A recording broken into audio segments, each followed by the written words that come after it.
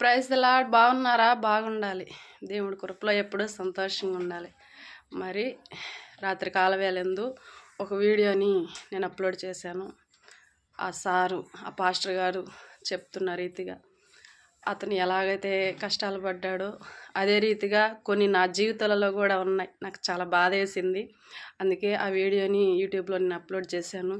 నేను కూడా ఒకప్పుడు ఆకలికి వేడ్చిన దాన్నే, ఆరోగ్యం లేక ఎవరు పట్టించుకోక వేడ్చిన దాన్నే, సరైన బట్టలు లేక కట్టుకోవడానికి వేడ్చిన దాన్నే. చూడండి, ఈ లోకంలో అన్నీ ఉన్నప్పుడు అందరు కలిగి ఉంటారు. ఏమి లేనప్పుడు ఎవరు ఉండరు. కానీ ఏమున్నా ఏమి లేకపోయినా మనకి నిత్యము తోడుగా ఉండేది యేసయ్య మాత్రమే.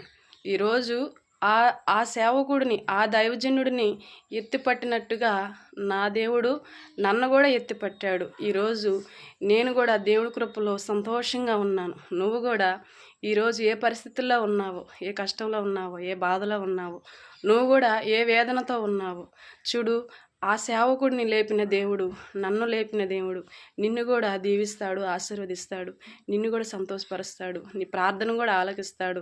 మరి నువ్వేం చేయాలో తెలుసా?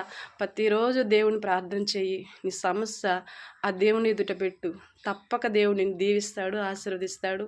ఉన్నంత స్థాయికి దేవుడు నిన్ను తీసుకెళ్తాడు. ఆయన మన కొరకు, మన పాపముల కొరకు ప్రాణం పెట్టిన దేవుడు, రక్తం కార్చిన దేవుడు. అలాంటి దేవుడు నన్ను విడిచిపెట్టలేదు, నిన్ను కూడా విడిచిపెట్టడు. Praise the lord. ఆమేన్.